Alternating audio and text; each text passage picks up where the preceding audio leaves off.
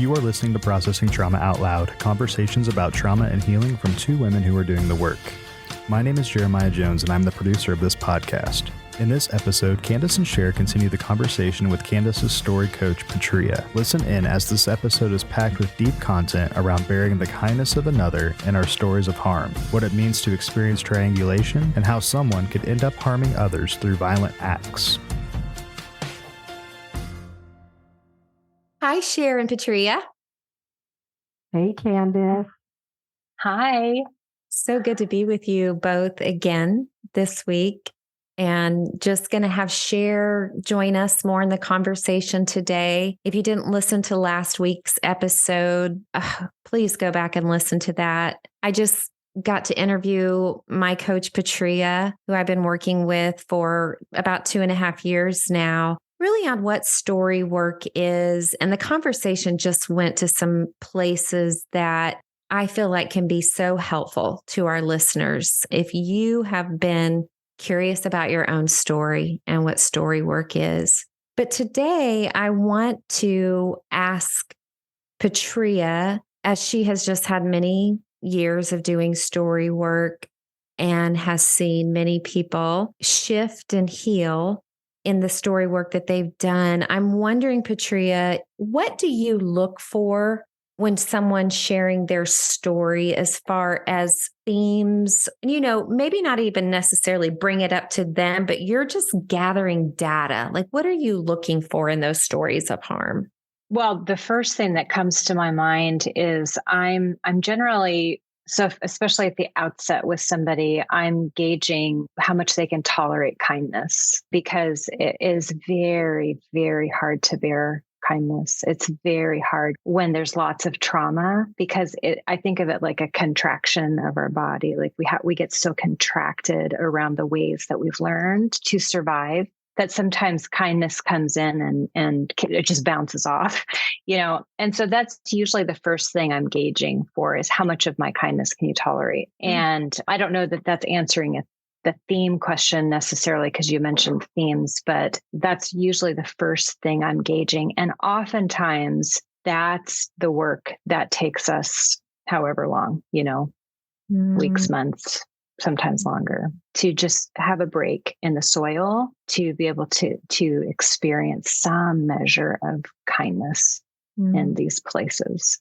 Yeah. Wow. I love that. That is just, it feels so profound, right? Because when we think about kindness, we think, what a simple thing. Right.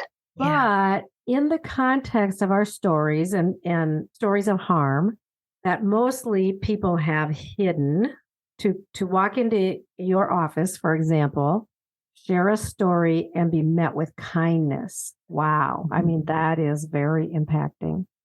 Yeah. And we can't even experience our own, like, the courage that it takes to walk in for care when we are so lost or so needy or so confused is just, I can't even say how big it is. It's such a courageous thing to reach out from that place of harm and heartache, hoping. Like it's this gentle, radical, it's not gentle at all. It's a radical act of hope to reach out.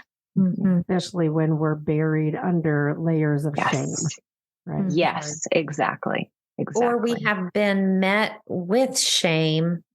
Maybe we have tried to step out before, and maybe even the other person had good intentions, but because they hadn't experienced healing in their own stories and their own shame, they look away, maybe not physically, but there's something in them that can't bear our story. Right. And so to encounter someone that can bear our story, if we've never had that happen before, is life-changing. I'm on a painting Facebook page, and a lot of times people will come on and they'll say something like, I'm not very good, or I struggle with blah, blah, blah. And it's become really sad for me to see the sometimes 30 or 50 responses of people who think that they are helping by saying, just get over it, or, practice more. And I'm thinking about this in the context of when I have shared a story where there's shame or a sense of failure, and where someone will lean in and say, I would like to hear more. Can you tell me more? And how profoundly effective that is for us in healing, because so much of healing is us understanding our own story, right? I mean, we really don't understand our own stories. So for somebody to say, tell me more, and then to go deeper and deeper, it's really so meaningful.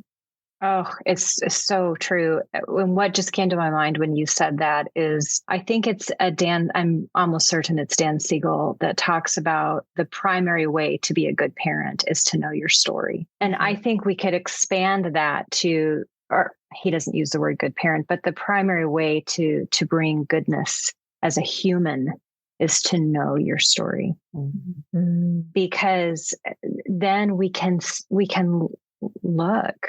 We don't have to look away. We can look because we have encountered our own stories, and it builds an endurance and a desire and an ability and a longing to be present, not only for ourselves, but other people. Mm-hmm. Yeah. And when you say to know your own story, what I thought of, so before I encountered you through the podcast, and then with the Allender Center doing some of their story workshops, I had been in a program that I sat under some counselors for 100 hours that did narrative focused counseling. And there was so much goodness to it.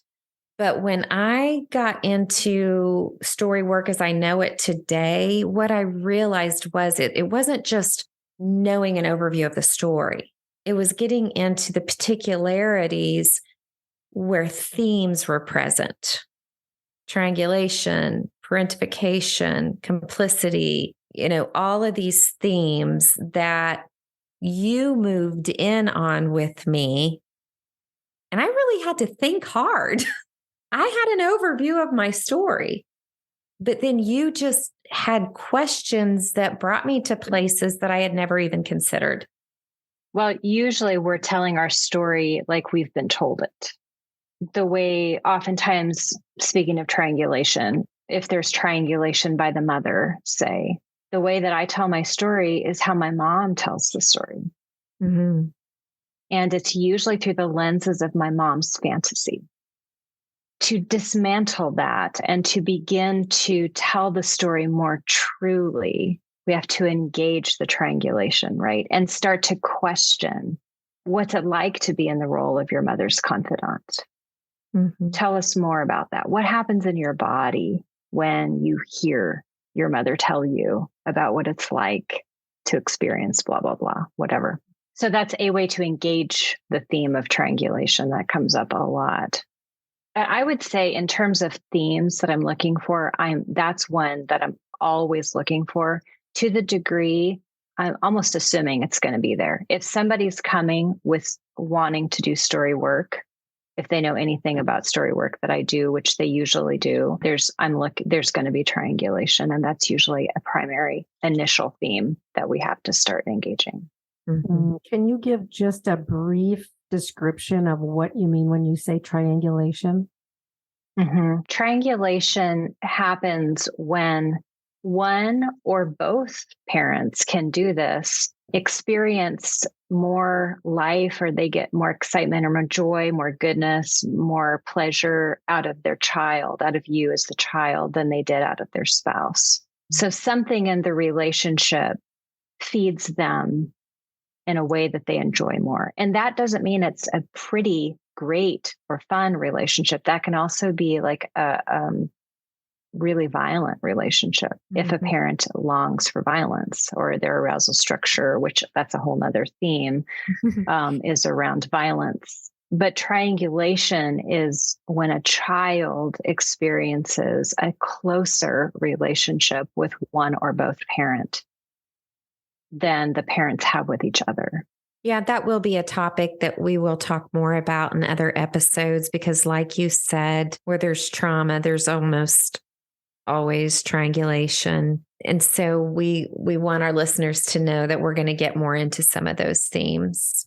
I want to, this is partly my own curiosity here too, because I have a lot of violence in my childhood story. And I'll give you the right to defer or pass on this if you want to. But when you said if you have a parent who loves violence, wow. And I know this is not everybody's story, but I think it's probably out there a whole lot more than we recognize. But can you just talk a little bit more about that? Like what could that look like? What could that mean? And why would someone love violence? Yeah, right. What I'm going to say is not nearly going to be enough to answer that question because I think there are many facets to it. But what immediately comes to my mind is we all like to feel alive. We all like to feel passion or just the sizzle of energy in our body. We either like it or we don't, but we have some relationship with it. So we're either coming closer to it or we're pushing it away, right? That kind of aliveness. Some people will ramp up what they do to feel more and more of that aliveness, and it will take more and more the path towards violence. And what I always think of to try and give an example of what this looks like, because most of us would say, oh my goodness, that's just not true. But if you think back and I'm not making a judgmental statement about people that have read this book or watched this show, but if you think of the story of 50 Shades of Grey, and I don't know if you know what this story is, but it's the story of very violent sexual content. And this story took the world by storm. I mean, it came by storm. And I'm not making any moral statements about it. I'm just saying it's a violent sexual story. And the level of arousal, the level of passion that people had about it, like it was being discussed in churches, it was being discussed over coffee, like this was a thing. And it's an example of what I mean by we are drawn to these things, and sometimes people will actually live it out. Fact is stranger than fiction. Yeah. Mm-hmm. And I'm thinking, and tell me if this makes sense or if this is at all accurate, but if we have an addiction, and so let's just say that arousal or feeling alive is the desire or the longing, right? If we have an addiction, we can start off and we don't need as much of that particular thing to get our fix. Yes. But then as time goes on, it takes more to get the high, and then the low drops out even lower. And so then it takes more to get the high. And is this the progression that loving violence would take, where a person's desire to feel alive and that having to come through painful or dysfunctional ways just has to become more and more severe until it's something like violence that gives them that sense of being alive? I think I can partially answer that. I think there's probably way deeper and more clinically accurate answers to this.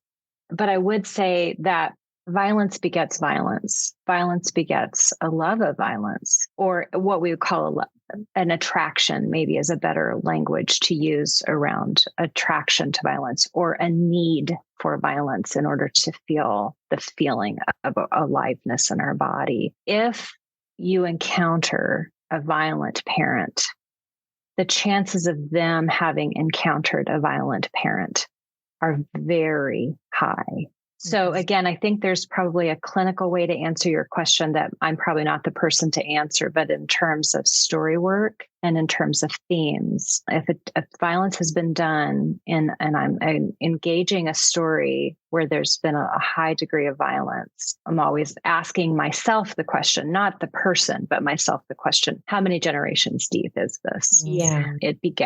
Violence begets violence. Yeah. And I know there are people that have been interviewed that are in prison even, and that have shared their stories of how they ended up there. And share, it's the very thing that you're talking about and what you're saying, Patria. There's usually some generational stuff. And then there is the idea of they needed more, wanted more. It had the fix had to be more to get the same arousal, whatever that looked like. Yeah, I was just thinking of a few interviews that I've heard people that ended up in prison over, there was no cap on it.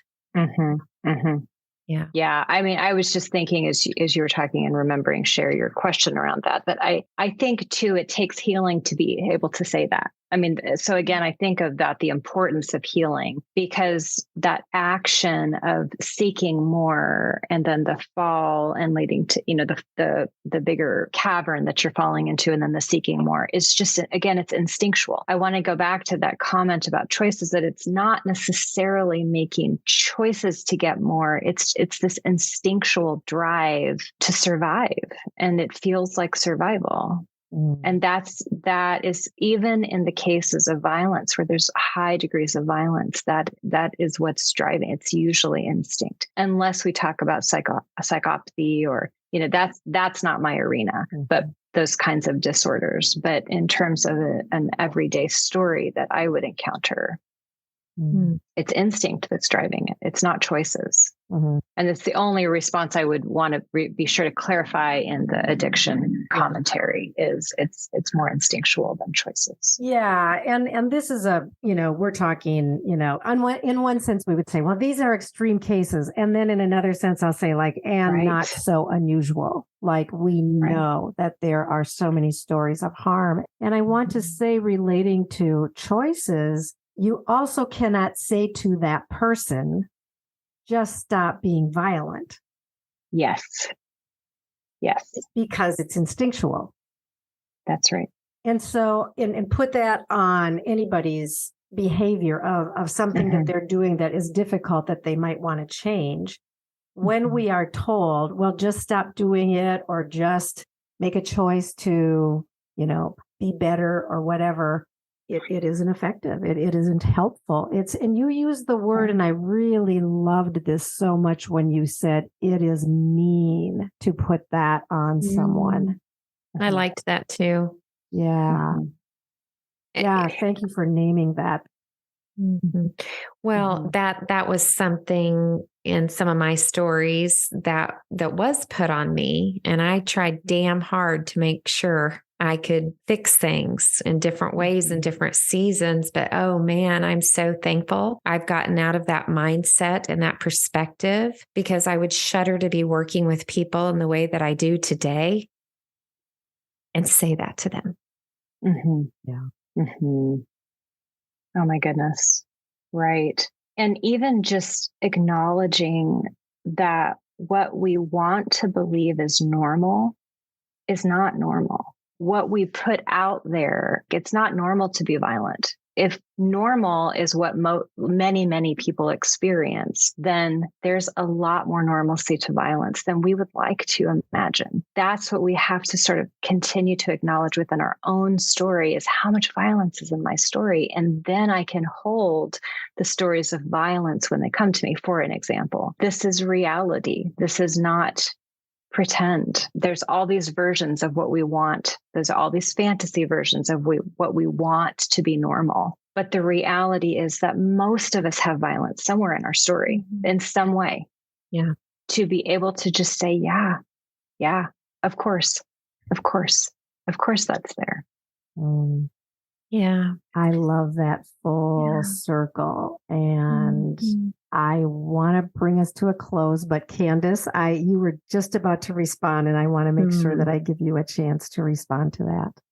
I think I was just agreeing with her that we all have some level of violence. It looks different in each of our stories, but when we are first able to bear it, see it, name it, have someone in it with us, and then turn towards our own body, our own heart, our own mind with such deep love and compassion for ourselves, it is only then that we can truly respond that way to someone else. Yeah. And I love being in this arena with people who would say harm is normal.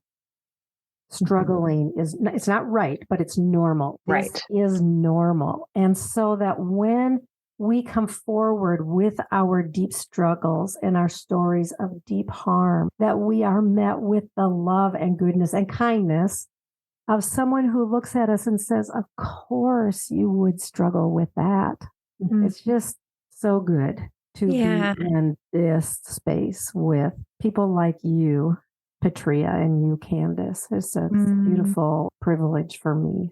So, yeah. Thank you again, Patria, for bringing your heart, bringing your wisdom, bringing your time to us for our listeners. I'm just hopeful that there's going to be so much goodness for those who get to hear your voice. Thank you so much for having me. I mean, what a gift to get to talk of these things and to really spend time on them. So thank you for having me and for doing what you're doing. What a gift. Love you both. Love you too, friend. Love you. Thank you for listening to Processing Trauma Out Loud. Make sure to check out the show notes for links to suggested resources and social media. Like, subscribe, and follow to keep up with our weekly content. And if you don't mind, take a moment to rate and review us. Your feedback is extremely valuable and contributes to the success of this podcast. Music was created by Caleb Paxton, and our sound engineer is Jeremiah Jones of Auditory LLC. We welcome you to join us for more conversations soon. Take care.